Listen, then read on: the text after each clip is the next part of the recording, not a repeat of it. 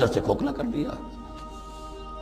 اولئک اصحاب النار، یہ آگ والے ہیں، ہم فیہا خالدون، جو اس میں ہمیشہ ہمیشہ رہیں گے۔ یہ ہے قاعدہ کلیہ، قرآن کا قطعی اور ابدی فیصلہ۔ والذین آمنوا وعملوا الصالحات، ہاں اس کے برعکس کے لوگ ایمان لائیں اور نیک عمل کریں۔ اب نیک عمل میں ہر شخص نے اپنا اپنا نظریہ بنا رکھا ہے۔